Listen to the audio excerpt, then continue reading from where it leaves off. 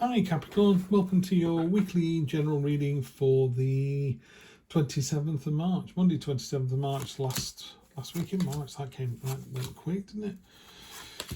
Looking good, looking good. Energy on the bottom, love it. Energy on the bottom is the King of Wands, inspiring, leading by example, confident, little bit of a peacock energy, but deservedly so. Just that lovely, confident, yeah, I've got this. You walk in a room and everyone breathes a sigh of relief. It's like, oh, nice. Now we're in for a good night. Okay, Capricorn. So we start off with your present position, which is the Two of Pentacles. This fairy's looking at you like, well, what do you want? You know, and you're going, how on earth are you balancing this on these things? It's like, no, I can do this all day, every day. This is a card of agility and flexibility and adaptability. And you're just like, yeah, I can do it.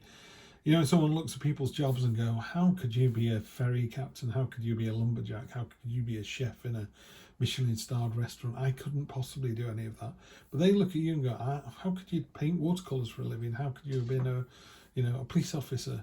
So all our jobs are amazing. So we think what you're doing is incredible. You think it's every day, but it's not every day. It's incredible. It's just that you think it's easy. Present expectations, however, is really good. Some card, best card in the deck. She's happily dancing wherever she lands. Sunflowers burst into life. It is release your inner child. It's warming. It's confident. It lifts the entire deck. It burns the eyes out of the devil at the end there. A great, radiant, lovely, affirming, abundant, confident card. Great reading so far. Then we've got two unexpected cards. We've got death in the unexpected position. And then next week itself, the short-term future, the destiny card. Both of these are cards where you don't see it coming. It's a bit like, what happened there? Death is just about change, nothing more than that. There's a change coming, nothing you can do about it. Change is inevitable. It's the only constant in the universe. So just brace yourself. This is going to happen. I don't see it being a bad thing, by the way. It's just a change. Then destiny is the Wheel of Fortune in a more traditional read, like the Rider-Waite deck. And it's the train is in the station. You know, it's time to get on board. There's an opportunity coming. Could be quite sweeping, could be quite big, but you want to use that sun energy, that kind of abundant, yeah, let's go for this, and then see where you end up. And then the only card that's a bit of a worry is the next 1, 2, 3 weeks, you got the Devil card. Just be careful. You know, I always say to people, the devil's not going to kick your door down at 2 a.m. and drag you kicking and screaming into the underworld. It literally just sits on your shoulder when you're having a bad day at work going, you're not good enough. I told you you weren't good enough. Why don't you pull a sickie tomorrow? Why don't you have a duvet day? Why do you have a beer when you get home? Why do you have a bottle of beers, a crate of beers? That person is looking at you. Why don't you ask them out? I know you've got a partner at home, but that doesn't matter. They don't know that. So it's all this kind of insidious, you know, she's holding these chains really lightly in her hand. So the minute you go, I'm all right, thanks, she just walks away. Or it just walks away and goes somewhere else, picks on somebody else. So it's just a warning. Tarot's great at that. It's just giving me a little warning shot and saying, just be careful you don't get too tempted next week. Right, let's have a look. Next week or two, by the way, not next week. So we're going to clarify very quickly with these. We've got the Coven, which is another card. This is the third card that's come out that's not part of a regular tarot deck. I'm keeping them in the Black Violet Tarot for now. I'm going to decide whether they stay in or not. But, you know, they're in and they're getting read. So let's have a look. Can't seem to find the Coven. Let's have a look. Might be in the book itself then. Yes, it is, because it goes with ghosts, doesn't it? Sorry, people, I've not really read up on this. Bonus cards. Here we go. Coven. Sisterhood, solidarity, secrets.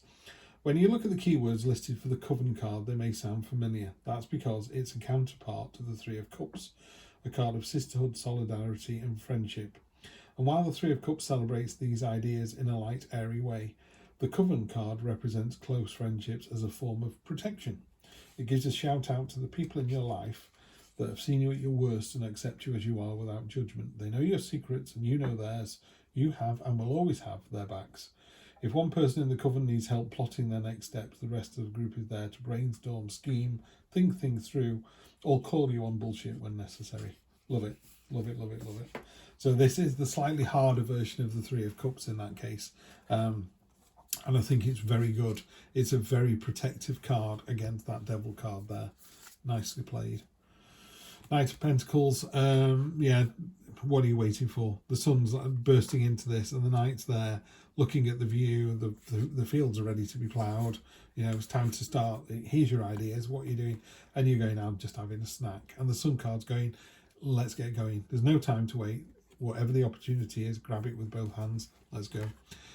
You're going to be surprised how ready for this opportunity you are.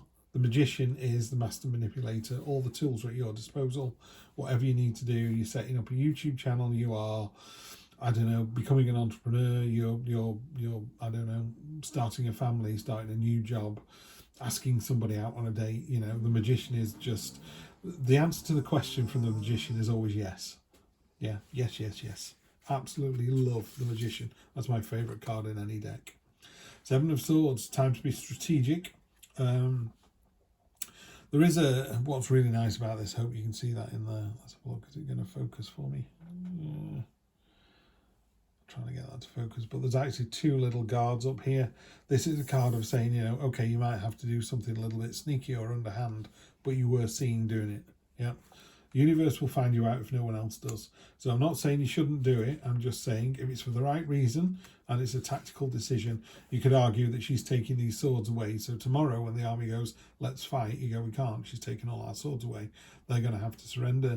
You're going to be magnanimous in victory and happy days, off we go. King of Cups, the King of Cool, very laid back. What I really like to see when the King is on top of the Devil like this. The Devil's whispering in, you know, in the King of Cups' ear going, you're not good enough. And he's like, I kind of think I am.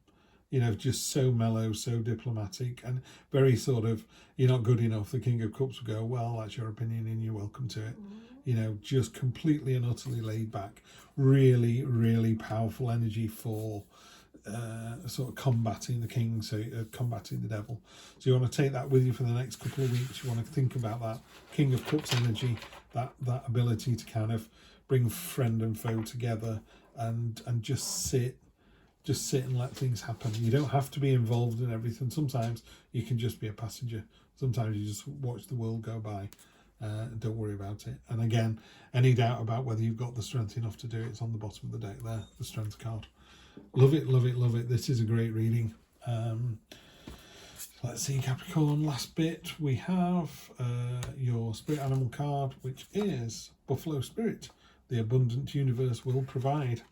Let's go and read that out for you because I don't know that one very well, although clearly the universe is going to provide for you. So that's nice. Oh, I've just dropped on the card as well.